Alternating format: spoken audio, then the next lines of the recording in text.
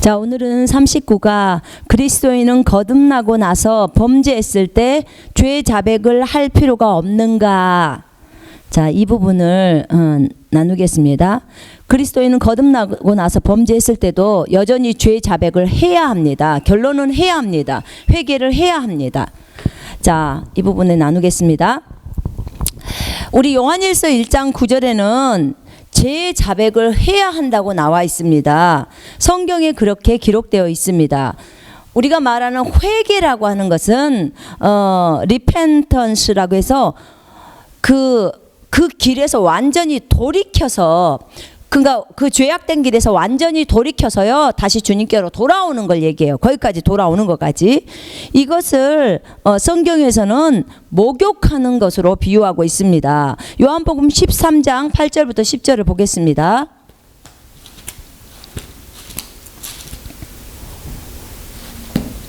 요한복음 13장 8절부터 10절.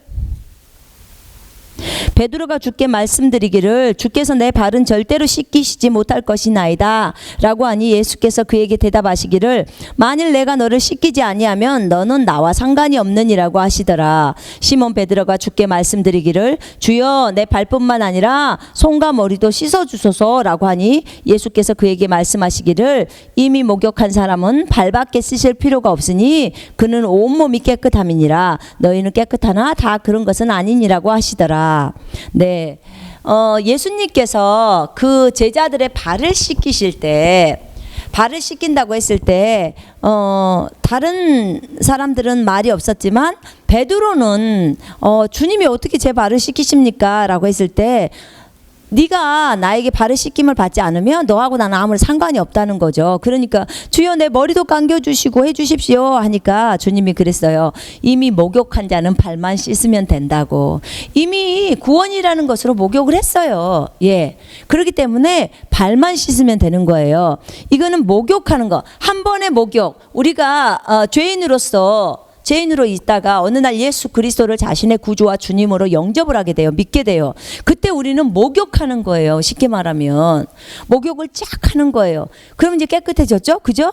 그러나 그 밑에 두 번째 자백이라고 confession이라고 말하는 이 요한일서 1장 9절에 나와 있는 이것은요 발을 씻는 작업이에요. 발 씻는 작업.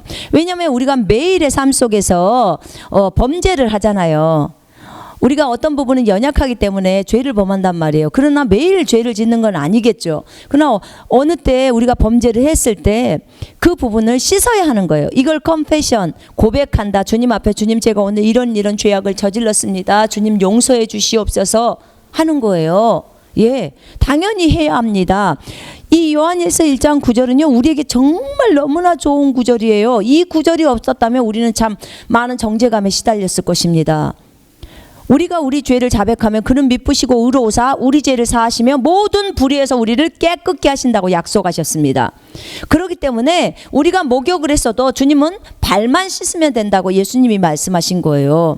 매일 그 이스라엘 사람들이 걸어 다닐 때 더러움에 있으니까 그래서 발을 씻어주는 작업을 설명하면서 이걸 설명하는 거죠. 예, 왜냐하면 우리가 삶 속에서 마귀가 우리 몸에 물감을 뿌려놓은 것들이 있잖아요. 그죠? 자, 보세요 여러분. 자, 우리의 삶은 몸은 영이 다 거룩해졌어요. 맞습니다. 우리가 예수 그리스도를 믿을 때 몸과 혼과 영 모두 다 거룩해졌습니다. 영은 우리 양심이 주님의 보혈로 뿌려졌다고 했습니다. 그러면 몸은 어떻게 됐다고요? 순수한 물로 씻겨졌다고 했어요. 그래서 우리가 다 거룩해졌습니다. 몸, 혼, 영, 성전은 다 거룩합니다. 지성소도 거룩하고 성소도 거룩하고 뜰도 거룩합니다. 지성소를 영이라고 했고 또 성소를 혼이라고 했고 뜰을 육이라고 했습니다. 다 모두 거룩합니다. 그런데 어디가 더럽다고 말하는 것입니까? 몸이 더럽다고 하는 것입니까? 아니요. 주님은 뭐라고 말씀하셨냐면 이 뜰을 상징하는 몸, 이 뜰 안에 우상들이 세워졌다는 거예요. 뜰 안에 이렇게 돌로 만든 우상들, 그런 우상들이 세워졌기 때문에 이스라엘에서도 그런 우상들을 왕들이 세워놓은 그 우상을 성전의 그 뜰에서 치워내라는 거예요. 주님이 던져버리라는 거예요. 그러니까 우리 몸에 있는 그 죄악 가운데서 몸을 던지면 큰일 나죠. 몸을 던진다는 말은 죽는단 말이잖아요. 그걸 하라는 소리가 아니라 네 몸 안에서 네가 범죄했던 그 죄악을 던져버리라는 거예요. 죄를 버려버리라는 거예요. 죄 가운데서 떠나라는 거죠. 지금 주님이 요구하시는 그것을 confession이라고 말해요. 그러니까 그러나 성경 용어에서 회개와 자백을 구분하지 않고 많이 씁니다. 우리가 이미 회개를 했어요. 그런데 나중에 또 우리가 어떤 범죄를 했을 때, 이미 회개하고 예수님을 믿고 나서 또 범죄를 했을 때 또 회개해라 이렇게 말하잖아요. 예, 그걸 자백의 의미로 회개하라는 거예요. 근데 그래서 회개나 자백이나 이렇게 같이 쓰는 용어인데 분명하게 이제 성경에서는 이런 의미로 되어 있다는 거죠. 근데 여러분, 중요한 것은요, 뭐냐면 우리가 오늘 범죄했다면, 내가 오늘 누군가를 용서하지 못했어. 그러면 그 부분에 있어서 내가 하나님 앞에 회개하는 거예요. 자백하는 거예요. 이건 반드시 이루어져야 합니다. 왜냐하면 여러분, 우리가 계속 범죄 가운데 있게 되잖아요. 계속 범죄 가운데 있게 되면요, 우리와 하나님 사이에 벽이 생겨요. 벽이 생긴단 말이에요. 그러니까 하나님은 우리 아버지시고 나는 여전히 하나님의 아들이고 딸이에요. 이 신분상에는 변화가 전혀 없습니다. 전혀 신분이 변한 게 아니에요. 내가 내 남편과 나 사이에 부부라는 이 관계가 변하지 않아요. 그런데 우리 부부가 싸움을 하잖아요. 싸움을 하게 되면 우리 부부는 서로 말을 안 해요. 서로 말을 안 하게 되면 어때요? 관계가 어려워지는 거. 관계가 지금 관계가 어려지면 서로 대화를 안 해요. 교제가 안 되는 거예요. 그럴 때 어떻게 해요? 우리가 하나님 앞에서 잘못했다고 말하고 그 다음에 남편에게 가서 여보 제가 미안해요 이렇게 말을 해야 되겠죠. 그럼 남편도 저한테 미안하다고 말하고, 그리고 우리가 관계가 회복이 되면서 다시 교제를 하는 거예요. 예, 주님 앞에서도 똑같습니다, 여러분. 왜냐하면 우리가 죄를 범하게 되잖아요. 우리가 신분상으로는 거룩해졌다니까요. 이미 거룩해졌어요. 거룩한 형제들아 거룩하라. 우리가 신분상에서는 거룩해졌어.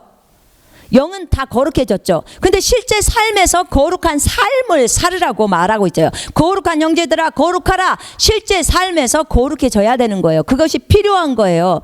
자, 그러면 우리가 교제 가운데서 자 봅시다. 내가 범죄를 했어. 지금 하나님하고 나 사이에는 아들과 그 다음에 하나님이라는 아버지와의 관계 속에 있어요. 근데 내가 하나님 앞에 오늘 어떤 범죄를 했어요.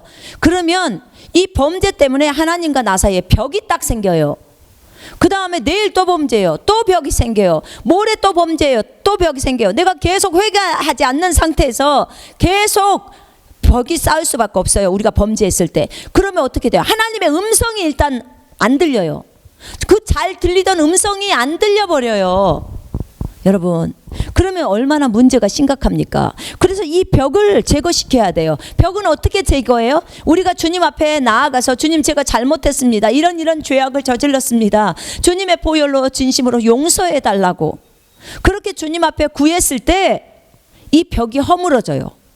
그리고 주님과 다시 교제가 회복이 되는 거예요. 그리고 다시 주님의 음성이 들려와요. 여러분, 이것은요, 이 회개는요 너무너무 중요해요. 정말 중요합니다. 우리가 거룩해졌기 때문에 거룩한 삶을 살으라고 말하는 거예요. 경건의 능력이 우리 속으로 들어왔어요. 그런데도 경건하게 살지 않을 수 있냐? 네, 있습니다. 본인의 선택이에요. 본인의 선택. 본인이 의의 능력이 다 우리 속으로 들어와서 의의 생명이 들어왔는데요. 그런데도 의를 선택할 수 있냐? 안 할 수 있냐? 예, 안 할 수 있습니다. 내가 죄를 선택할 수 있는 거예요. 자, 보세요. 내가 용서를 선택하는 것이 의예요. 그런데 내가 미워, 저 사람이. 그러니까 내가 용서를 선택하지 않는 거예요. 그럼 뭐가 돼요? 범죄가 되는 거죠. 예, 그렇습니다. 여러분, 계속 여러분 범죄하면서 하나님 앞에 나와서 기도할 때 기도가 잘 됩니까?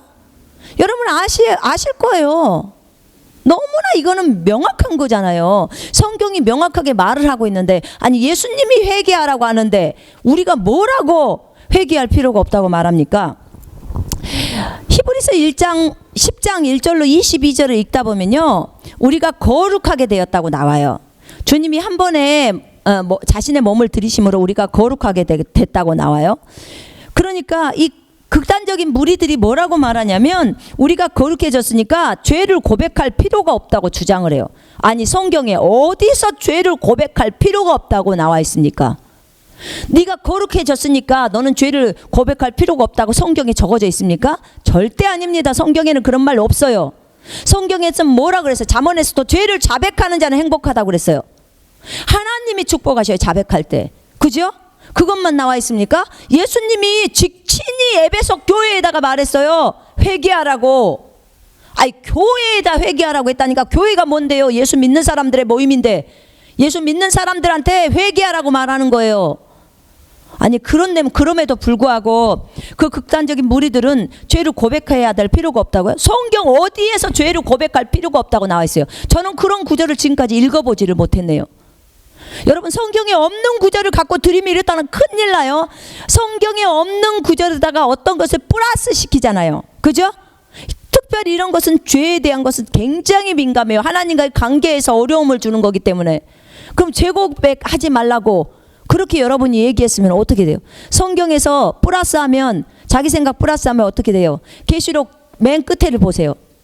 말씀에 더하면 여기 있는 재앙을 더하고 그 다음에 말씀에 있는 말을 빼버리면 어떻게 생명책에서 이름을 빼버린다고 나와요. 얼마나 심각합니까? 이 내용이.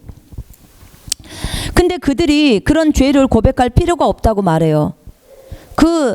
대표적인 예가 구원파예요.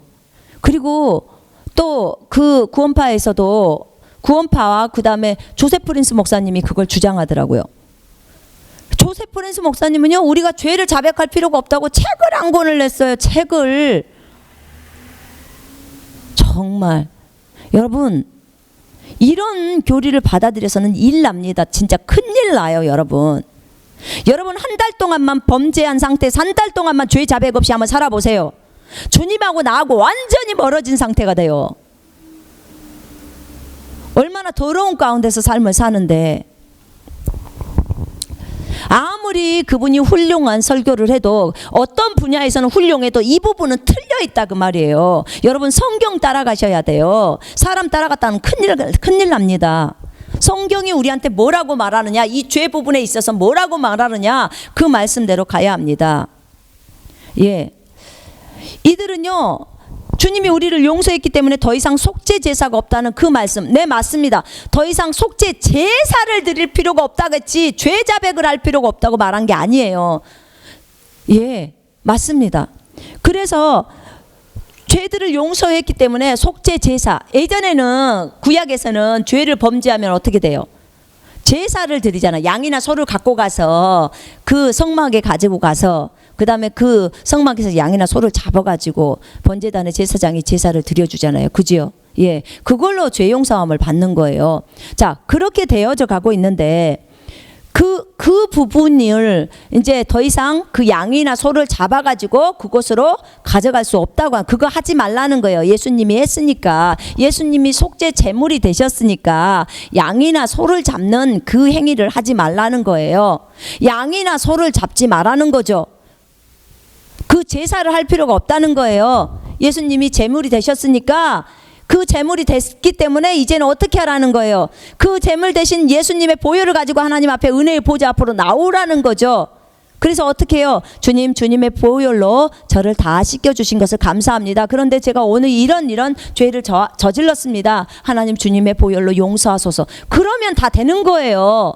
우리가 그 제사의 행위를 또 해야 될, 양이나 소를 또 잡아갖고 피를 해가지고 주님 앞에 그렇게 할 필요가 없다 그 말이에요. 그 얘기를 지금 하고 있는 거예요. 그러니까 속죄 제사를 드릴 필요가 없다고 그러는 거죠. 신약에 와서는 예수님이 친히 속죄 희생물이 되셨기 때문에 제사를 드릴 필요가 없다는 거예요. 그렇죠. 우리가 영원히 신분상에서 거룩하게 됐으니까. 그러나 제사를 드릴 필요는 없지만 죄를 자백할 필요는 있는 거예요. 그것이 양 잡고 소 잡는 게 아니잖아. 양이나 소는 주님이 됐으니까. 자 보세요. 이게 양이라고 칩시다. 그럼 양을 잡아서 드려요. 주님 앞에. 그래서 내 죄악을 거기서 고백하는 거, 씻는 거예요. 자, 그런데 이 양이나 소를 누가 됐냐? 예수님이 됐다니까요. 그러니까 양이나 소 잡을 필요가 없어요. 이제는 뭐냐면 네 몸이 성전이 돼버렸기 때문에, 주님이 이 안에 왔기 때문에 양소 잡아 드릴 필요가 없다는 거예요. 그러니까 예수의 피로 주님 앞에 나오라는 거예요. 주님께 의지해서. 왜냐하면 나는 항상 예수님의 피를 갖고 있잖아요. 얼마나 간단합니까? 이렇게 간단한 그 부분을 주님이 와서 회개하라고 하잖아요. 범죄했으면 회개가 어떻게 해요? 주님, 제가 진심으로 잘못했다고 주님 앞에 구하고 돌이키는 거죠. 그 죄악에서 떠나는 거죠. 근데 이것 자체도 안 하려고 하는 거예요. 근데 성경에는 그것 하지 말라고 아니라 하라고 나와 있어요. 하라고. 신약 성경에. 신약의 교리들은요, 우리에게 뭐라고 말을 하냐면, 여러분, 이미 우리 율법에서는요, 우린 율법에 죽은 자예요. 그리고 주님이 율법의 마침이 되셨기 때문에 우리가 율법을 지킬 필요 없어요. 그러나 신약 성경에 와서, 신약에서 우리가 새 언약을 주셨잖아요. 그죠? 서로 사랑하라는 안에 다 들어있어요. 여러분, 신약 성경의 말씀은 지켜야 되는 거예요. 우리에게 주신 계명인데. 자, 그러면 여전히 우리가 신분상에서는 전혀 문제가 없어요. 그러나 교제의 부분에서는 문제가 심각하게 되는 거죠. 주님하고 교제가 안 돼버려요. 여러분, 범죄했을 때는. 그러니까 어떻게 해요? 그 주님의 보혈 갖고 오는 거예요. 왜냐면 예수님이 이미 흘렸으니까. 예수님이 다 우리의 죄 문제를 해결했으니까. 그러니까 주님께 갖고 나오는 거예요. 주님, 예수님의 보혈을 이렇게 가지고 나왔습니다. 주님, 나를 씻겨 주십시오. 요한일서 1장 9절 펼쳐보세요.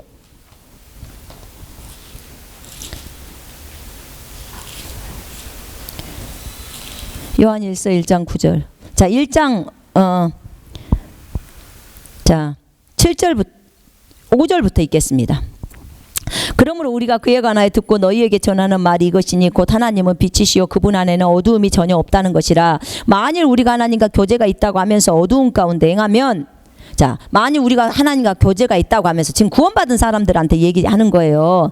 교제가 있다고 하면서 우리가 어두운 가운데 행동하면 범죄한 거죠. 우리가 거짓말하는 것이며 진리를 행하는 것이 아니니라. 그러나 그분이 빛 가운데 계신 것 같이 우리도 빛 가운데서 행동하면 우리가 서로 간에 교제가 있게 되고 그의 아들 예수 그리스도의 피가 우리를 모든 죄에서 깨끗하게 하시느니라. 만일 우리가 아무에게 아무 죄도 없다고, 우리에게 아무 죄도 없다고 말하면 우리 자신을 속이는 것이요 진리가 우리 안에 있지 아니하니라. 우리가 우리 죄들을 자백하면 그는 신실하시고 의로우셔서 우리 죄들을 용서하시며 모든 불의에서 우리를 깨끗하게 하시느니라. 아멘. 그렇습니다. 그래서 예수의 피가 우리를 모든 죄에서 깨끗하게 하셔요. 그러니까 우리가 자백하면 돼. 하나님, 내가 이런 부분에 있어서 진심으로 잘못했습니다. 주님, 저를 용서해 주옵소서.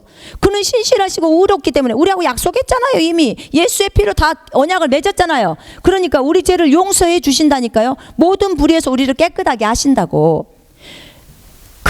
보세요. 2장 1절로 2절. 나의 어린 자녀들아. 지금 그리스도인들한테 쓰는 거. 영적으로 어릴 때는 우리가 범죄 많이 하잖아요. 내가 이런 것들을 너희에게 쓰는 것은 너희로 죄를 짓지 않게 하려는 것이라. 죄를 안 짓게 하려고 이 글을 쓰고 있어요. 그러나 만일 누가 죄 지으면 우리에게 아버지와 함께 있는 한 변호인이 있으니 주 예수 의인이신 예수님이 있다는 거예요. 변호인. 그분이 나를 변호해 준다는 거죠. 내가 주님 앞에 딱 나가서 주님 하고 나가 있으면 주님이 나를 정죄할 수 없는 게 예수님이 옆에서 딱 쓰셔서 아버지, 이 아이는 내 피로 내가 저 아이를 대신해서 십자가에 죽었습니다 라고 이제 얘기하는 거죠. 변호인이 있은 예수님이, 그는 우리의 죄들을 위한 화목제물이시니 우리뿐만 아니라 온 세상의 죄들을 위한 것이니라. 나오잖아요.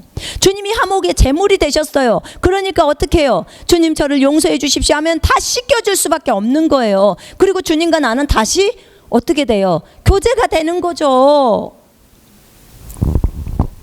너무나 이렇게 명백한 사실을 가지고 죄를 고백할 필요가 없다고 왜 이런 말을 하냐 그 말이에요. 죄를 누가 고백할 필요가 없다고 했냐고. 요한일서 1장 9절은 분명하게 죄를 자백하라고 나오는데, 에스라 10장도 잠언에도 죄를 자백하라고. 죄를 숨기는 자는 큰일 나는 거예요. 그러나 죄를 자백하는 자는 복이 있다고 성경에 나와 있어요.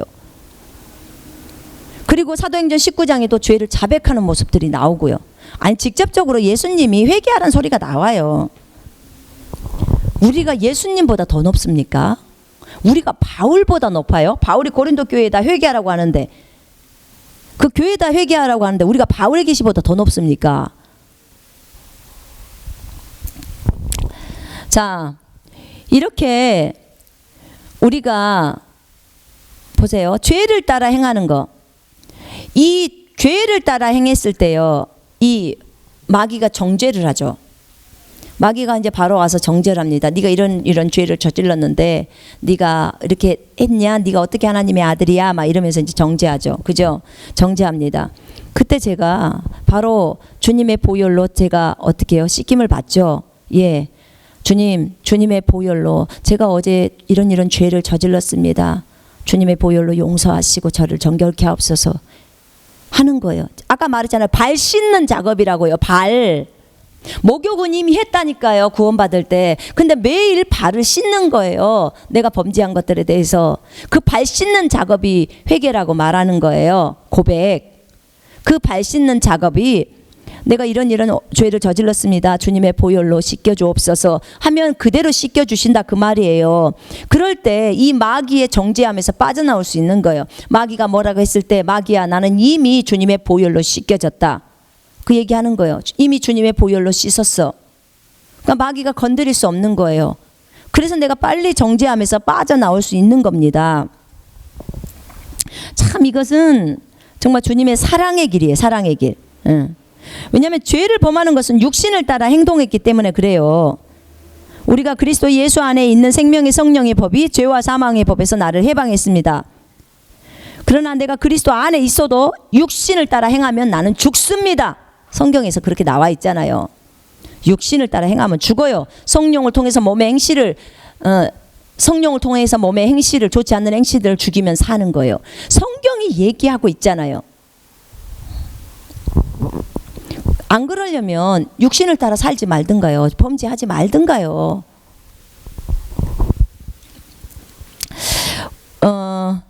우리가 구원받을 때 마음으로 믿고 입으로 시인해서 구원을 받습니다.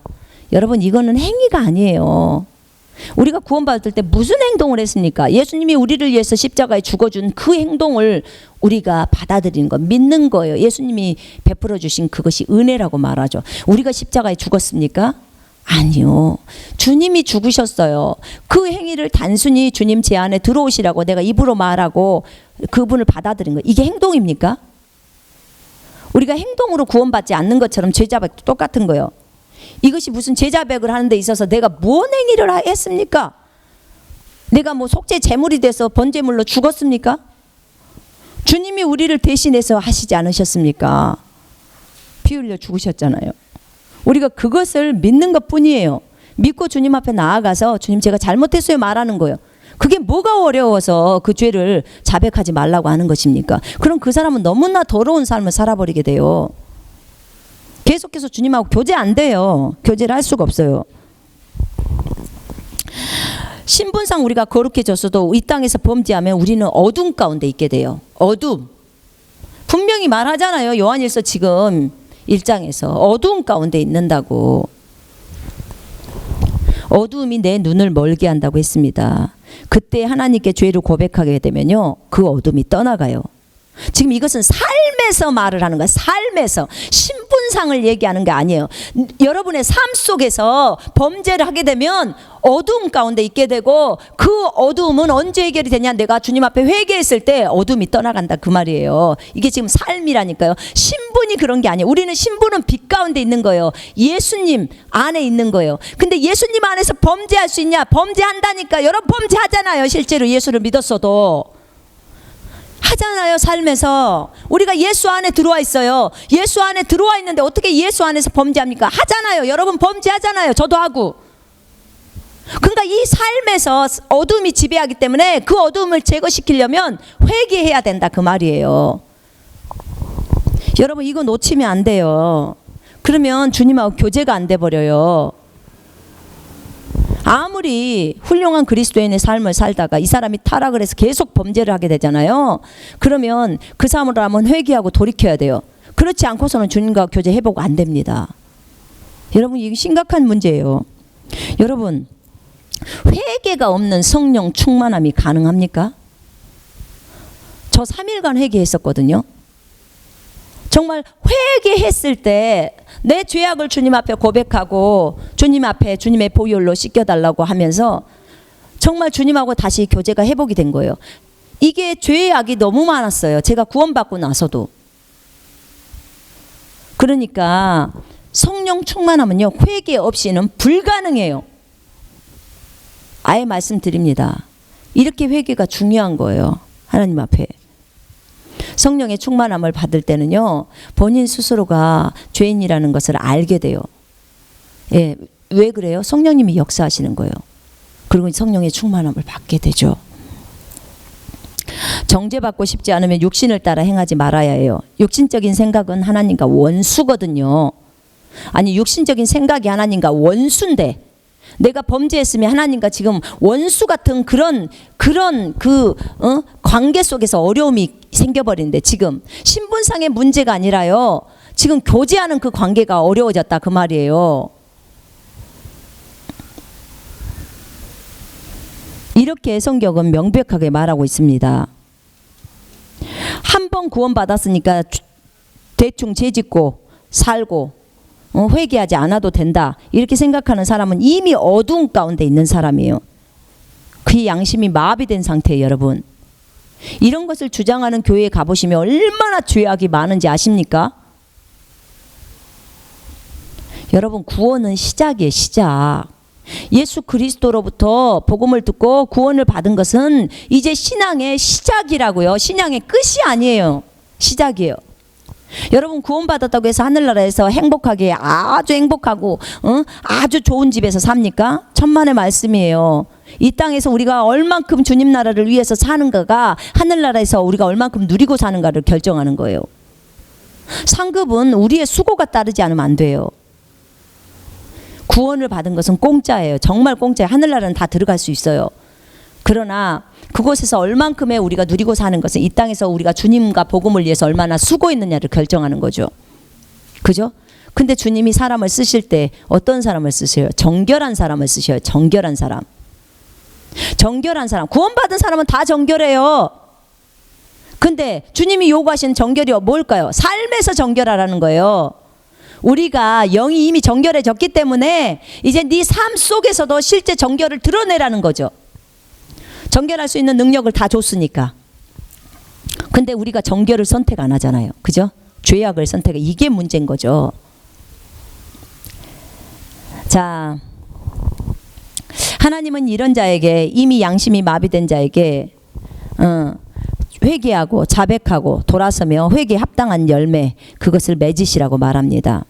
그렇지 않고 계속 범죄하면 하나님께서 자녀들을 사랑하시잖아요. 근데 이 자녀가 계속 말을 안 듣고 계속 범죄 가운데 있어. 그럼 뭐예요? 이제 드디어 주님은 사랑하시니까 맴매를 때리기 시작해요. 이게 징계예요. 징계. 징계가 있게 됩니다. 히브리서 12장 5절부터 11절. 징계의 목적은요, 자녀로 하여금 거룩함에 참여하게 하기 위함이라고 말합니다. 예. 자, 히브리서 우리 읽어보십시다.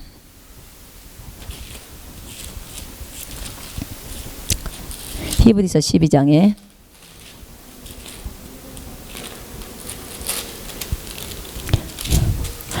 또 마치 자녀들에게 했던 것과 같이 너희에게 권면하신 말씀을 잊었으니 곧 내 아들아, 주의 징계를 경시하지 말고 책망을 받을 때 낙심하지 말라. 주께서 그의 사랑하시는 자를 징계하시고 그가 받으시는 아들마다 매질하시느니라고 하신 것이라. 너희가 징계를 견디어내면 하나님께서는 너희를 아들들로 대우하실 것이니 아버지가 징계하지 않는 아들이 어디 있느냐. 모든 사람들이 참여하는 징계를 너희가 받지 않는다면 너희는 사생하여 친아들이 아니니라. 또 우리 육신의 아버지가 우리를 징계하여도 존중하였거늘 영들의 아버지께는 더욱 복종하며 살아야 하지 않겠느냐. 그들은 정녕 자기들이 옳다고 생각한 대로 며칠 동안 우리를 징계하였지만 하나님께서는 우리의 유익을 위하시고 또 우리로 그분의 거룩하심에 참여자들이 되도록 하시느니라. 징계가 당시에는 즐겁지 않고 슬픈 것 같으나 후에 그로 인하여 훈련된 자들에게는 화평한 의의 열매를 맺느니라. 아멘. 그렇습니다. 하나님의 자녀들이 계속해서 범죄하면서 죄를 회개하지 않을 때는 이제 징계가 옵니다. 그 사람이 진짜 하나님의 자녀면 징계를 안 하실 수가 없어요. 맴매를 때릴 수밖에 없는 거죠. 왜요? 거룩하게 참여시키려고요. 하나님은 거룩하신 분이에요. 자신의 자녀들도 다 거룩하기를 원하세요. 주님이 거룩하니 너희도 거룩하라. 삶이 거룩하라는 것. 네가 신분상으로 거룩해졌기 때문에 삶 속에서도 거룩하라고 말하는 것입니다. 예. 네가 신분상으로 예수 그리스도로 옷을 입었기 때문에 삶 안에서 계속해서 주님으로 옷 입고 살으라는 거예요. 성경은 너무나 명확하게 말을 하고 있습니다. 자, 신분만 거룩한 것이 아니라 삶이 거룩하기를 하나님은 원하고 계신다는 것입니다. 구원은 공짜로 주어졌지만 그 외의 모든 것은 자신을 버리고 말씀을 지킬 때 거룩함을 이루는 데 초점이 맞춰져 있어요. 예, 맞습니다. 우리가 언제 삶에서 거룩해집니까? 자, 보십시다. 베드로전서 1장 22절 보세요.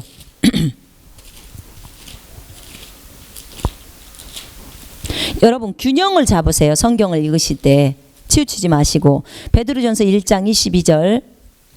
너희가 성령을 통하여 진리에 순종함으로써 너희 혼들을 정결케 하여 가식 없는 형제 사랑에 이르렀으니 순결한 마음으로 서로 뜨겁게 사랑하자. 자, 우리가 진리에 순종할 때, 성령을 통해서 진리에 순종하잖아요. 하나님의 말씀을 지킬 때 그 말이에요. 하나님의 말씀을 지키려면 반드시 자기를 부인해야 된다고 했죠. 그죠? 자기를 부인하고 하나님의 말씀을 지킬 때 너희 혼들을 정결케 하는 거, 거룩해진다는 거, 거룩해지는 거. 예. 그러면 너희 혼을 정결케 한다는 거죠. 거룩해 되는 거죠. 그러면 거룩해 되어졌을 때, 그러면 보세요. 자신을 버리고 말씀을 지킬 때 거룩함을 이루는 거예요. 거룩함을 이루었을 때 가식 없는 형제 사랑이 나와요. 속 안에 있는 생명인 사랑이 바깥으로까지 흘러나오는 거예요. 맞습니다. 그래서 우리가 이 말씀을 지키는 삶, 이것이 거룩을 이루는 삶이에요. 얼마나 중요한지 모릅니다. 말씀을 지키려면 한 구절이라도 지키려면 내가 나를 버리지 않고서는 말씀을 지킬 수 없다니까요. 나 자신을 버려버려야 돼요. 내 생각, 육신적인 생각들 다 내리라 그 말이에요. 그래야 그 한 구절의 말씀을 지켜낼 수가 있는 거예요. 용서하라 이 말씀을 지키고 싶다면 여러분의 생각, 저 미워하는 저 친구라든지 누가 있을 거 아니에요. 그 생각을 버려야 돼요. 여러분의 감정을 버려버려야 돼요. 육신적인 감정을. 여러분 하나님의 아들 딸이잖아요. 그죠? 사람들이 갖고 있는 그 생각을 아직도 갖고 있어야 되냐 그 말입니다. 그걸 버리지 않고서는 그 말씀을 지켜낼 수가 없어요. 그랬을 때 거룩함이 삶으로 나오는 거예요. 그럴 때 성령의 열매가 맺어지고 몸 밖에까지 나와서 이제 능력이 바깥으로 나가는 거죠. 자, 하나님의 자녀는 하나님의 자녀답게 삶을 살아야 합니다. 이것이 주님이 원하시는 바입니다.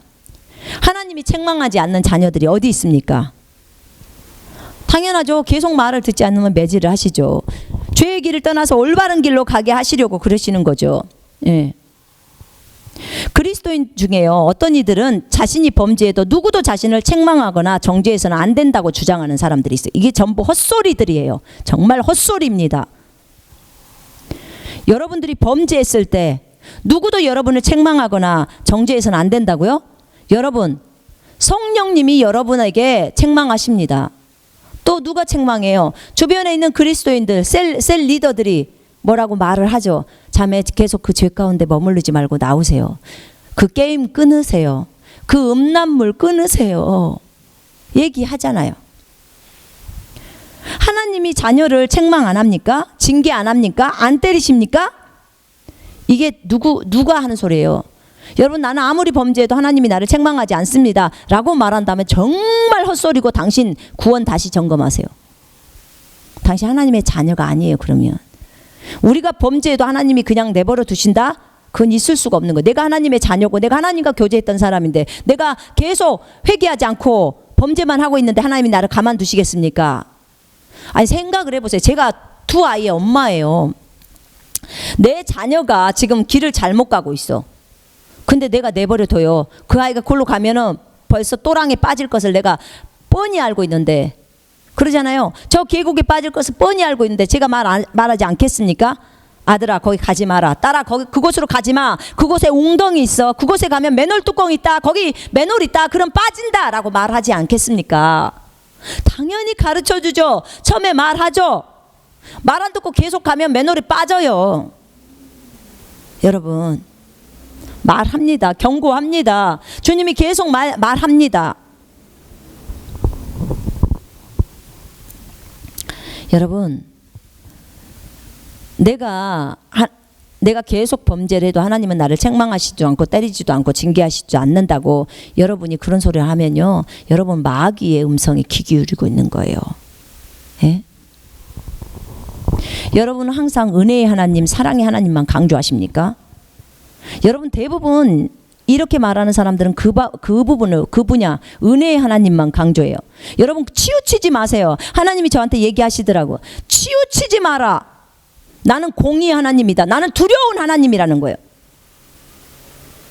내가 사랑의 하나님이다. 맞다. 내가 사랑해서 내 자녀를, 내 아들을 죽이기까지 하면서 너희를 건졌다. 그러나 나는 공의의 하나님이라는 사실도 잊지 마라. 너희들이 범죄하면 나는 너희를 징계할 수밖에 없는 하나님이라는 거예요. 여러분 소돔과 고모라가 왜 망했어요? 범죄하니까 망한 거예요. 범죄하면 다 망합니다. 아모리인들의 죄악으로 인해서 그들 가나안 땅이 이스라엘에게 다 정복을 당해요. 왜요? 아모리인들의 죄악 때문에. 예. 제가 신명기 9장을 읽어보니까 그들의 죄악 때문이라는 거예요. 이스라엘 사람들이 정직해서 그 땅을 준 것도 아니고요. 그들의 죄가 가득 찼기 때문이에요. 주님은 죄를 보고 가만 계시는 분이 아니에요. 죄를 보고 가만 계셨다면 왜 예수님을 죽였겠습니까? 예수님을 죽여야 될 이유가 없죠. 그런데 주님은 예수님을 죽이셨어요. 공의 하나님이시기 때문에 그 죄 없는 제물을 받으셔야만 해요. 그 죄 문제를 해결해야만 해요. 여러분 잊지 마십시오. 주님은 공의 하나님이시라는 사실을 잊으시면 안 됩니다. 그래서 공의 하나님을 모르기 때문에 치우친 거라고 주님 말씀하셨습니다. 은혜와 믿음 있잖아요. 은혜와 믿음은 이건 행동인데요. 자, 은혜는 공짜지만 믿음은 뭐예요? 행동. 내 행동이 따라야 돼요. 그러면 이 행동이 같이 가야 한다는 거예요. 여러분 우리가 구원받을 때 은혜로만 받아요? 예수님이 십자가에서 이루신 게 은혜예요. 자, 은혜를 알았어. 근데 내가 안 믿어. 그럼 구원 받아요? 못 받죠. 내가 예수를 안 믿는데, 내가 거절하는데. 그러나 내가 예수님을 믿었어. 그러면 구원 받죠. 그죠? 네. 근데 보세요. 내가 믿음은 있어. 내가 믿겠다 이거야. 근데 은혜가 아니야. 예수님이 아니야. 다른 마음의 뜻이야. 그러면 우리가 구원 받냐고요. 마음의 뜻을 믿어봤자 구원 받냐고요. 못 받잖아요. 여러분 그래서 은혜인 예수님이 우리를 위해서 행하신 이 공짜인 은혜인 이 예수님을 우리가 뭐예요? 믿는 거예요. 믿는 거. 우리가 믿는 거예요. 자, 믿음에는 어떻게 해요? 결과가 따르고 그 다음에 행동이 따라요. 그죠? 예. 행함이 없는 믿음은 죽은 거예요. 죽은 거. 여러분 그래서 은혜만 강조해서는 안 돼요. 주님이 우리를 위해서 베푸신 그 은혜만 강조하고 이 믿음의 부분을 강조 안 했다가는 큰일 나는 거예요. 그래서 같이 가란 말이에요. 은혜도 강조하고 믿음도 강조하고 은혜도 강조하고 행동도 강조하고. 우리가 은혜를 공짜로 신분상으로 받았으면 이제 삶 속에서 행동으로 실행해 가라는 거예요. 받았으니까 그 능력을 받았으니까 이제 삶에서 그 능력 갖고 행동해 나가라는 거예요. 근데 은혜만 강조하고 삶은 개판치고 이게 무슨 하나님의 아들입니까? 하나님의 아들은 은혜를 받았습니까? 신분적으로 하나님의 아들을 받았으면 이제 삶 속에서 생명 받았으니까 그 생명 갖고 나가야죠. 삶으로. 하나님의 아들처럼 살아가야죠. 그렇습니다. 은혜의 하나님과 사랑의 하나님과 공의의 하나님, 예, 의의 하나님을 강조해야 합니다. 같이 해야 합니다. 같이. 치우치지 마십시오. 그래서 부모라면 자녀들이 잘못 갔을 때 책망도 하고 권면도 하고 맴매도 때리고 그렇습니다. 이게 진짜 부모예요. 이게 부모, 자녀를 대하는 부모의 사랑이에요. 만약 자녀가 듣기 싫다고 해서 부모가 자녀를 책망하지 않는다면 그 아이는 어떻게 되겠습니까? 여러분 그리스도인들이 자신의 귀에 듣기 좋은 말만 듣는다면 그 사람은 그 그리스도인은 어떻게 되겠냐고. 아주 형편없는 사람이 돼버리겠죠. 그러나 주님이 그런 말을 했어요. 마지막 때는 너희들의 귀를, 가려운 귀를 긁어줄 수 있는 선생만을 둔다는 거예요. 여러분이 듣기 좋은 말만 한다는 거죠. 여러분은 축복받은 사람입니다. 하나님이 이렇게 은혜롭게 하셨습니다. 계속해서 은혜만 얘기해요. 그러면서 여러분들이 해야 할 일에 대해서는 얘기하지 않아요. 그러면 우리 목사님은 너무 좋다. 우리에게 은혜로운 말만 한다. 우리한테 전혀 책망도 안 한다. 여러분, 그 목사님이 여러분을 죽이는 거예요. 그게 알아야 됩니다. 여러분, 반드시 은혜를 얘기해야 돼요. 우린 주님의 은혜를 가지고 일을 하는 사람이에요. 은혜 없이는 일만 하는 거, 그거 전부 율법 돼버려요. 그러나 이 은혜를 가지고 일을 하는 거예요. 은혜만 강조했다가는 평생 애기예요. 절대로 성숙함이 없어요. 그런 사람은 불행한 삶을 살아요. 여러분, 나를 망치는 일이에요. 죄 가운데서 죄를 떠나지를 못해요. 그런 삶은. 주님을 두려워해야, 주를 두려워하는 것은 악을 미워하는 것이라. 주를 두려워해서 악에서 떠나라는 거예요. 주를 두려워하는 것은 악을 떠나는 거예요. 하나님의 책망의 소리를 들을 수 있어야 합니다. 여러분, 그래야 성장할 수 있습니다. 언제까지 어린아이 상태로 머물러 있어서는 안 됩니다. 자, 성경은 분명히 여러분 잠언 좀 많이 좀 읽으십시오. 잠언 안에 아주 정말 귀한 내용들이 너무 많이 들어 있습니다. 훈계는 우리에게 생명이 된다고 했어요. 하나님의 훈계를 멸시하는 자는 짐승과 같다고 했어요. 짐승. 자, 성경에서 그리스도인의 죄를 책망하거나 회개하라고 요구하는 예에 대해서 설명하겠습니다. 그리스도인이에요. 불신자가 아니고 그리스도인. 자, 요한계시록을 먼저 보세요. 여러분, 성경에서 예수님이 처음에 복음 전할 때 회개하라 천국이 가까이 왔느니라. 예, 침례인 요한도 회개하라 천국이 가까이 왔다고 했어요. 지금 이것은 아직 구원의 복음을 안 들었던 사람들에게 하는 소리예요. 그죠? 근데 지금 요한계시록에 나오는 이 주님의 말씀은요, 에베소 교회에게 지금 얘기하는 거예요. 에베소 교회에. 지금 신약 성경이라고요. 제가 구약을 갖고 얘기하는 게 아니고 신약은 여러분 다 지켜야 돼요. 자, 요한계시록 2장 3장에는 7교회에 대해서 이제 편지를 쓰죠. 그때 주님이 이렇게 말합니다. 에베소 교회 천사에게 편지하라. 오른손에 7뼈를 가지고 7 금촛대 사이를 거니시는 분께서 이 일들을 말씀하시느니라. 자, 그 앞에 보세요. 15절부터 14절부터 예수님에 대한 내용이 쫙 나와요. 12절부터 나오네요.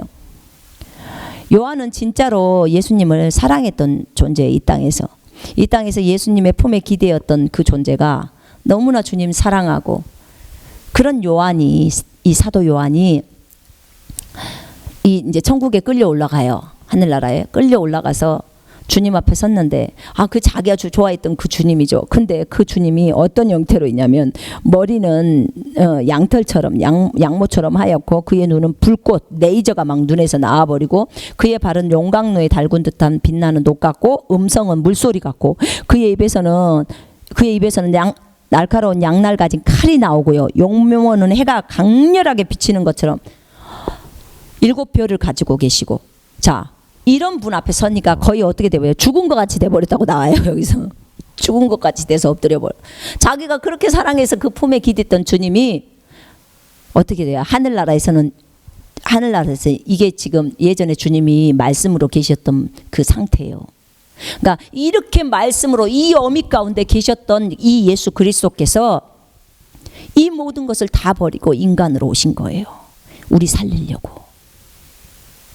그러니까 그 인간으로 왔기 때문에 그분하고 친해질 수 있었죠. 그죠? 예, 그랬죠, 요한이. 근데 천국 가서 본 주님은 이 엄청난 주님인 거예요. 정말 어마어마한 모습이죠. 완전히. 이게 말씀으로 계셨던 하늘나라에서 인간이 오시기 전에 예수님의 상태예요. 이분을 배워오니까 거의 초죽음이 돼버린 거예요. 그 예수님께서 요한에게 말을 해요. 너가 이제 7교회에다 편지를 써라. 예수님으로 통해서 교회가 생겨났잖아요. 그래서 에베소 교회에다 편지 써라. 지금 에베소 교회는 그 당시에 있던 교회예요. 신약의 교회라고요. 예, 에베소 교회. 이 에베소 교회에다 편지를 쓰래요. 근데 이 에베소 교회를 누가 세웠어요? 바울이 세웠죠. 예. 이 에베소 교회에다가 편지를 쓰라는 거예요. 편지를 쓰면서 뭐라고 하냐면, 자, 4절에 말합니다. 그러나 너를, 보세요. 제가 2절부터 읽을게요. 내가 너의 행위와 수고와 인내를 알고, 지금 교회 형제 자매들에 대해서 얘기하는 거예요. 또 네가 어떻게 악한 자들을 용납하지 아니한 것과 자칭 사도라 하지만 아닌 자들을 시험하여 그들이 거짓말쟁임을 찾아낸 것과 또 네가 참고 인내하며 내 이름을 위하여 예수 그리스도 이름을 위해서 수고하고 지치지 않은 것을 아노라. 뭐요? 그리스도인들한테 지금 하는 편지라고요. 그러나 너를 책망할 것이 다소 있나니 이는 네가 너의 첫사랑을 저버린 것이 때문이라. 그러니까 주님을 사랑했던 옛날에 그 첫 번째 사랑, 그 애절하고 간절했던 그 사랑을 저버렸다는 거예요. 그러므로 네가 어디서 떨어졌는지를 기억하고 회개하며, 그러니까 어디서부터 언제부터 잘못되었는지를 기억하고 회개하라는 거예요. 생각하고 언제부터 주님을 안 찾고 주님하고 그 사랑의 관계들을 저버리고 언제부터 그렇게 했는지, 하나님을 안 찾았는지를 기억하고 회개하라는 거예요. 너는 처음 일들을 행하라. 만일 그렇게 안 하면, 회개 안 하면, 만일 그렇지 않고 회개하지 아니하면 내가 속히 너에게 와서 네 촛대를 그 자리에서 옮기겠다. 자, 이렇게 말해요. 아니, 주님이, 예수님이 지금 에베소 교회에게 편지를 요한에게 쓰게 해서 회개하라고 말하는 거예요. 첫사랑을 회복하라고. 회개 안 하면 네 촛대로 옮겨버릴 거야 라고 하는 거예요. 여러분, 주님이 이렇게 회개하라고 했는데 성경에는 회개하라는 말이 없다. 회개할 필요가 없다. 우리 다 거룩해졌으니 회개할 필요가 없다. 죄자백 할 필요가 없다. 이런 말을 할 수 있습니까? 이런 말로 한 권의 책이 나와야 돼요? 그 책을 정상이라고 하면서 봐야 되겠습니까? 정말 심각하죠. 주님이 회개 안 하면 촛대로 옮겨버린다는 거예요. 주님이 회개 안 하면 이렇게 하겠다는 거예요. 이렇게 회개가 중요한 거잖아요. 그런데도 불구하고 우리가 뭐라고? 우리가 주님입니까? 우리가 예수님보다 더 높습니까? 감히 예수님의 말씀을 대항해서 씁니까? 예수님의 말씀을 대항해서 책을 써야 되겠습니까? 여러분, 정신 차리십시오. 여러분, 전부 회개해야 합니다. 정말 우리가 매일 저지르는 범죄에 대해서 주님 앞에 나와서 회개해야 돼요. 그리고 다시 교제가 시작돼야 돼요. 죄는요, 악한 거예요.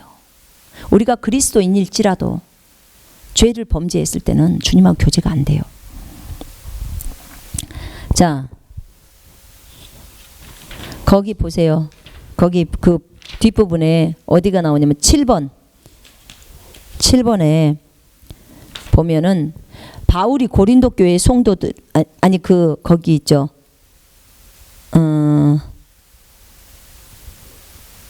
바울이 7번에 바울이 고린도 교회 성도들이 범죄하고 회개하지 않는 것을 아주 애통해 한다고 나와요. 고린도 후서 12장 21절 보겠습니다.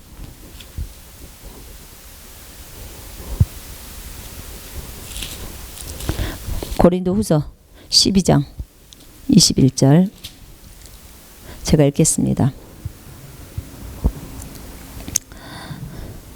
자, 또 내가 다시 가면 나의 하나님께서 너희 앞에서 나를 낮추시지 않을까 하며 전에 죄를 지었으나 그들이 범한 부정과 음행과 세욕을 회개하지 않는 많은 자로 인하여 애통하게 되지 아니할까 함이라.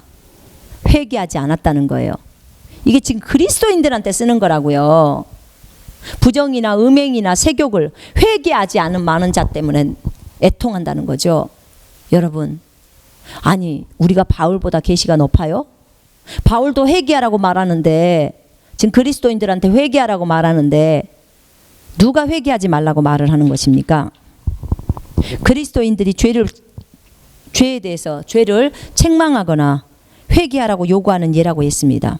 자, 첫 번째 봅니다. 사도 바울이 사도 베드로를 사람들 앞에서 책망합니다. 면박을 줘요. 갈라디아 2장 11절로부터 14절에. 아니 누가 더 먼저 사도가 됐습니까? 베드로가 사도가 됐잖아요. 그죠? 먼저 베드로가 사도가 됐고요. 베드로는 12명의 제자 중에서도 3명 안에 들어가 있는 아주 중요한 수제자예요. 근데 이 베드로를 누가 책망하냐면 사도 바울이 책망을 해버려요. 원래 갈라디아서에서 베드로가 이제 바울하고 있는 쪽으로 왔어요. 와가지고 같이 거기서 이방인들하고 같이 음식을 먹고 있는데 갑자기 유대에서 형제들이 내려오니까 갑자기 베드로가 외식을 하는 거예요. 외식이라는 말이 뭐냐요? 이방인들하고 같이 함께 밥을 안 먹는 것처럼 그렇게 딱 꾸미는 거죠. 그러니까 갑자기 바나바도 그 외식에 따라가니까 이제 바울이 화가 나서 딱 얘기를 하는 거야. 네가 유대인으로서 네가 이렇게 해서 되겠냐 하면서 딱 얘기를 하는 거죠. 면박을 줘버려요. 그 앞에서. 이 엄청난 사도에게, 베드로에게 바울이 면박을 줍니다. 책망을 하는 거죠. 이게 감히 있을 수 있는 일이겠습니까? 그러니까 이거는요 어떤 종류냐면요, 그냥 평신도인 형제 자매들이 목사님한테 목사님 그렇게 살아서 되겠습니까? 똑바로 사십시오 하는 거예요. 지금 바울이 베드로를 책망했다는 것은 같은 사도임에도 불구하고, 여러분 우리가 같은 목사들을 책망 못한다고 하죠. 누가 목사를 건드리냐? 목사는 누구도 못 건드려. 하나님만 말해줘야 듣지 절대 다른 교회 목사도 그 목사한테 말 못해. 그랬다가는 큰일 나. 저 이런 말 많이 들었습니다. 여러분 이게 성경적입니까? 지금 바울이 베드로를 책망했어요. 얼마나 창피했겠습니까? 베드로는 그 많은 사람들 앞에서. 근데 바울이 책망을 해요. 올바르게 살지 못하니까, 성경적으로 복음대로 살지 못하니까. 여러분 정말 누가 누구를 잘못했을 때는요, 물론 하나님 앞에 기도를 해야 되겠죠. 그러나 하나님이 책망하라고 할 땐 책망을 해야 할 수 있어야 돼요. 자신을 내리지 못하면 책망도 못해요. 그것도. 누가 요즘 목사님들을 책망합니까? 정말 성도들이 하는 그 책망을 들을 줄 아는 그 목자라면요, 그분 진짜로 겸손한 사람이고 정말 예수 닮아가기를 위해서 노력하는 예수의 제자일 거예요. 정말 그런 사람을 칭찬하고 싶습니다. 그게 원래 정상의 삶임에도 불구하고 우리가 그렇게 못하는 거죠. 계시록 2장 5절, 16절, 21절, 계시록 3장 2절 주님이 다 책망한 내용들이에요. 다 회개하라고. 자, 두 번째, 사도 베드로가 사마리아에서 그리스도인인 시몬을 책망하고 회개를 요구해요. 사도행전 한번 볼까요?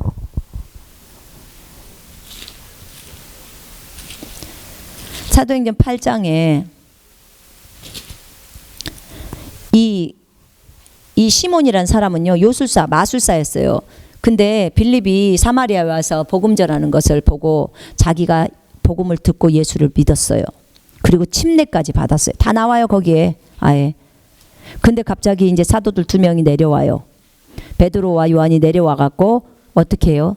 이제 그곳에 와서 성령 받으라고 안수를 해주죠. 그랬더니 사람들이 성령을 받아요.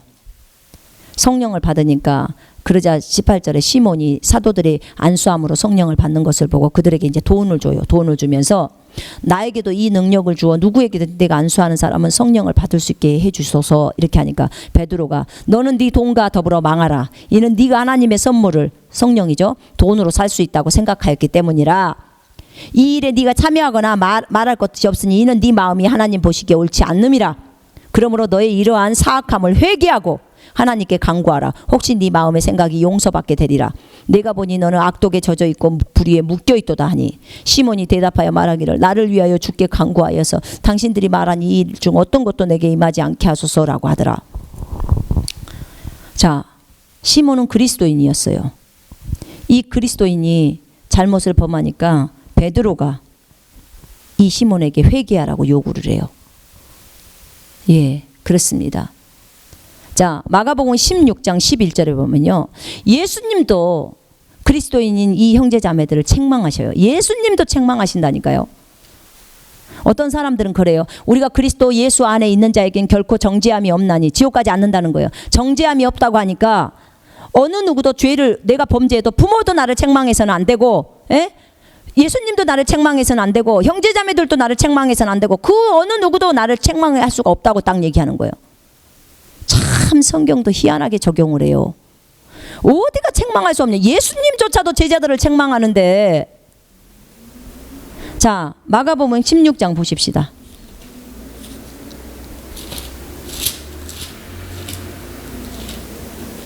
마가복음 16장 11절에 그들은 주가 살아나셔서 그 여인에게 보이셨다는 말을 듣고서도 믿지 않았어요. 그들은 안 믿었어요. 그러니까 이제 13절에 그들이 가서 남은 자들에게 말하였으나 그들이 이들의 말도 믿지 않았어요. 거기 어디죠? 거기에서 그 시골로 가가지고 돌아오는 사람들, 그 사람들의 말을 듣지 않았어요. 왜냐하면 주님을 만났거든요. 그 두 사람이. 근데 그것도 또 안 믿어요. 예수님 부활한 걸 안 믿어 이 제자들이. 그러니까 14절에 그 후 11명이 앉아 식사할 때 주께서 그들에게 나타나시, 이제 예수님 나타나시는 거야. 그들의 믿음 없음과 마음이 완악한 것을 꾸짖으시니, 지금 책망하시는 이에요. 이는 그들이 주께서 살아나신 후 주를 본 자들의 말을 믿지 아니하였기 때문이라. 주님이 책망한 거라고요. 이들이 범죄한 것에 대해서. 이들이 예수님을 믿지 않았잖아요. 그렇기 때문에 이 범죄한 것에 대해서 책망했다고요.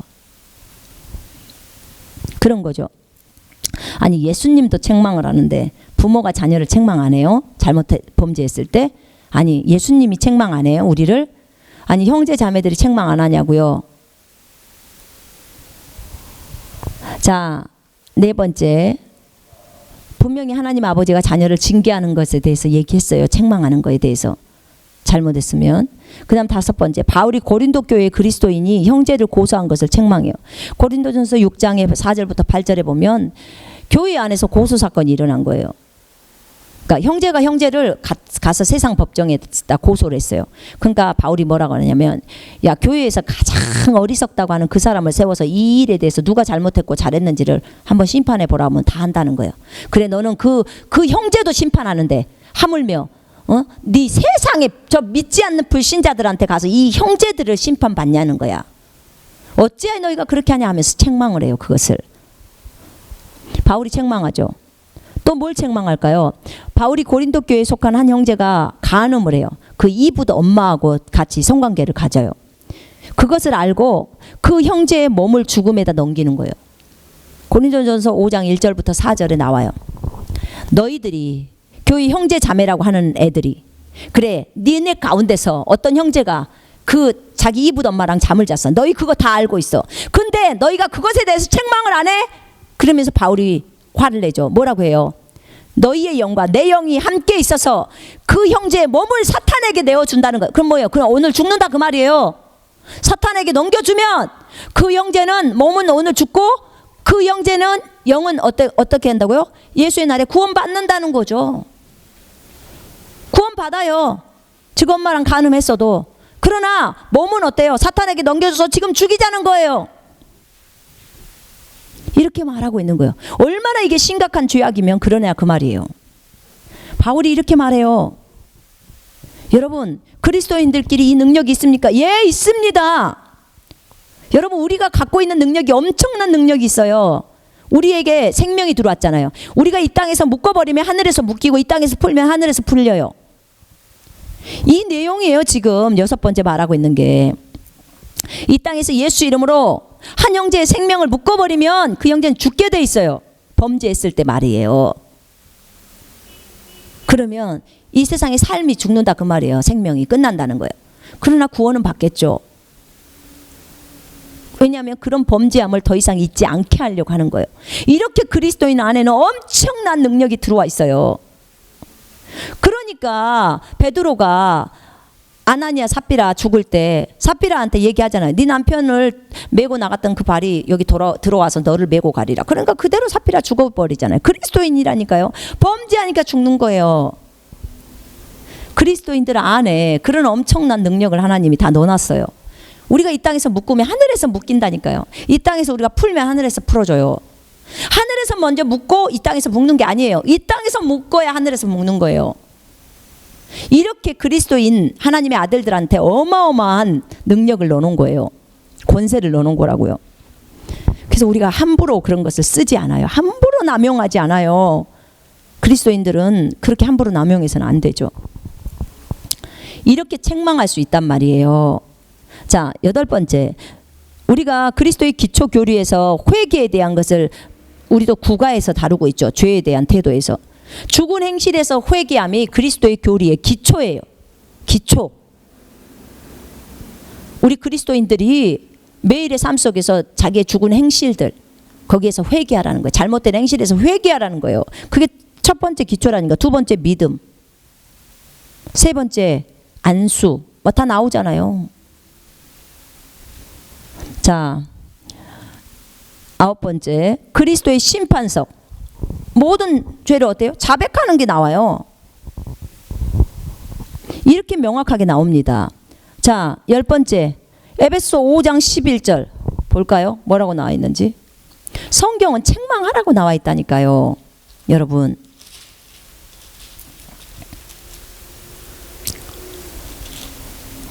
(5장 11절) 열매 없는 어두움의 일들에 관여하지 말고 오히려 그것들을 책망하라.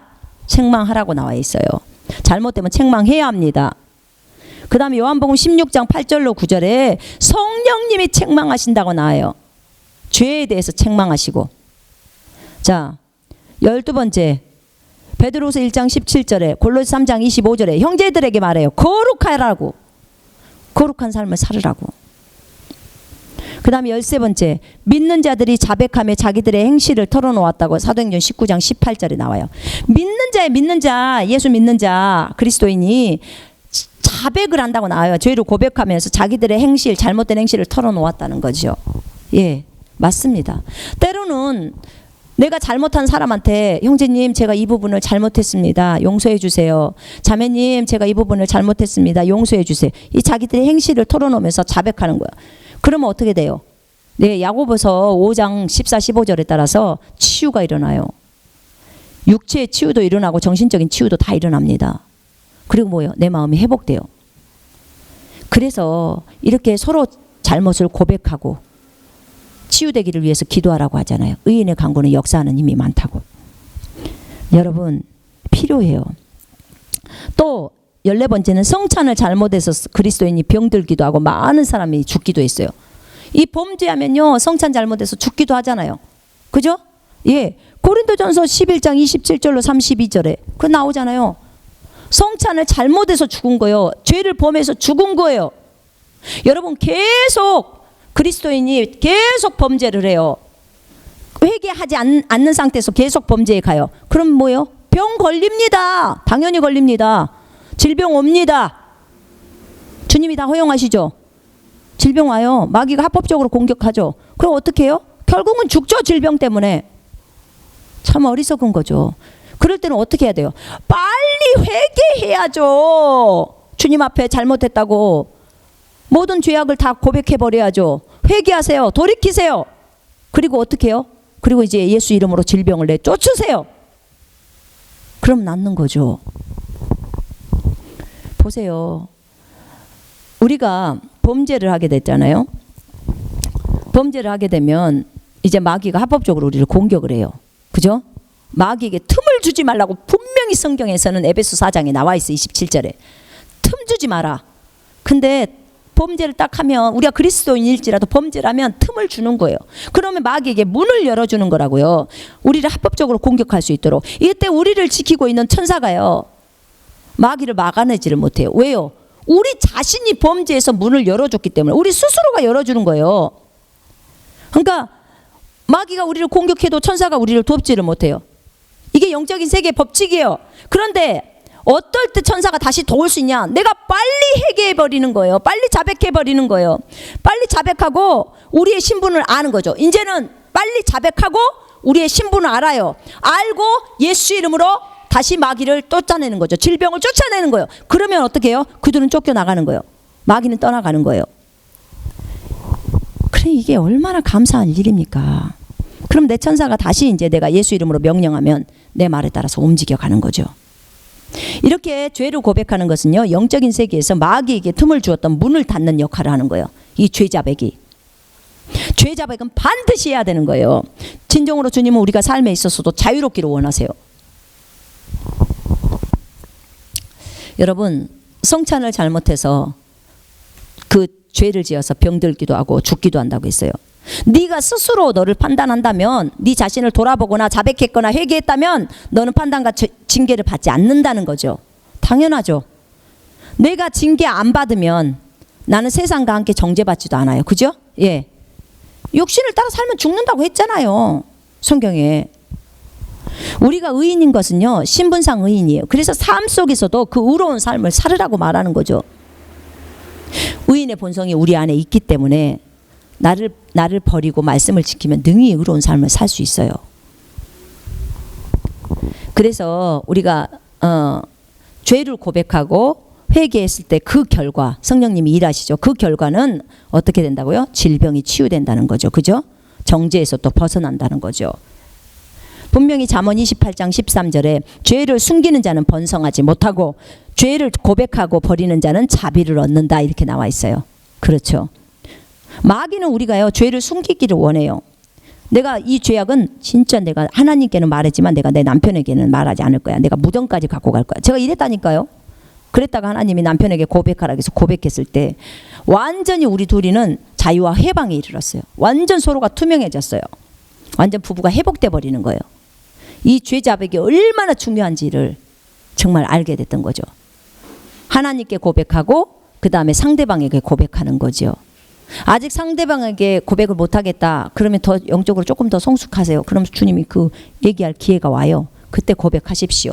그러나 상대방에게 굳이 고백해야 될 필요가 없다면 하나님이 고백하라고 시키지 않아요. 그러나 상대방에게 내가 그 사람에게 어떤 큰 죄악을 저질렀으면 그에게 잘못했다고 얘기하세요. 그럴 때 여러분 완전한 자유를 얻게 돼요. 평강과 기쁨과 자유를 얻음으로 마귀가 더 이상 우리를 정죄하지를 못하고요. 마귀가 정죄해도 아주 담대하게 마귀를 꾸짖는 거죠. 이제는. 자, 이 회개하고 제자백의 결과로서 우리가 성령이 충만해지는 거죠. 성령으로 충만해지죠. 하나님은 분명히 시편 51편 17절에 통회하는 영을 사랑하신다고 했어요. 통회 자복하는 영을 사랑해요. 다윗이 범죄했을 때 하나님께 나와서 즉시로 자백을 하죠. 예, 회개합니다.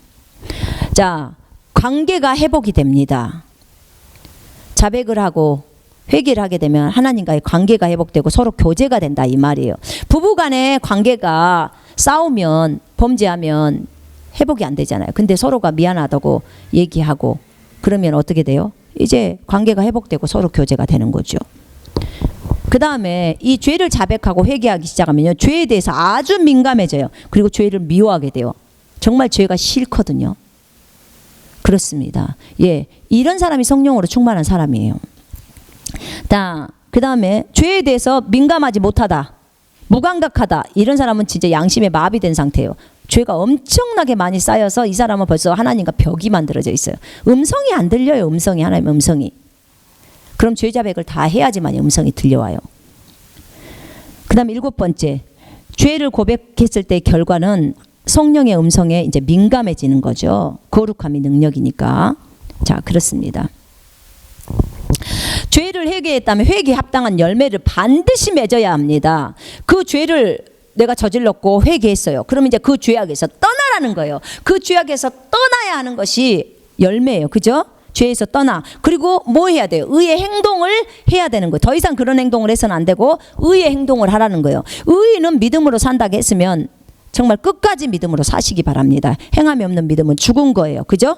예, 그렇습니다. 자, 성경에는요, 우리가 거룩해졌으니 회개하지 마라 라는 말은 없습니다. 정말 없습니다. 한 구절도 없습니다. 오히려 죄를 회개하라고 나와 있습니다. 마태복음 12장 36절에 37절에도 심판이 있다고 말했어요. 심판. 여러분 기억하십시오. 하나님의 말씀을 따라가야 합니다. 하나님의 말씀. 사람 따라가지 마십시오. 사람은 누구도 당신의 미래를 책임질 수 없습니다. 사람이 회개하지 말라고 했다고 여러분 회개 안 합니까? 그럼 성경이 뭐라고 했습니까? 성경은 회개하라고 말합니다. 그러나 하나님은 여러분의 미래를 책임지십니다. 여러분이 하나님의 말씀을 믿고 따라가게 되면 그 미래는 하나님이 보장하시고 책임지십니다. 여러분 치우치지 마십시오. 균형을 잡으십시오. 성숙을 향해서 나아가시기를 바랍니다. 마태복음 우리가 읽고 마치겠습니다. 마태복음 자, 12장 36절에 그러나 내가 너희에게 말하노니 사람이 말하는 어떠한 빈말이라도 심판날에는 그에 관하여 해명하게 되리라. 이는 네 말들로 인하여 네가 의롭게 되고 또 네 말들로 인하여 네가 정죄함을 받게 될 것이기 때문이라. 아멘. 여러분, 주님이 우리에게 회개하라고 말씀하셨습니다. 여러분 기억하셔야 됩니다. 우리는 회개해야 합니다. 그리고 하나님 앞에서 거룩의 삶, 지금 삶을 얘기하고 있어요. 삶 가운데 주님과 날마다 교제하시면서 주님의 음성을 들으시면서 여러분 그렇게 삶을 교정해 가시기를 바랍니다. 오늘 강의는 여기서 마치겠습니다.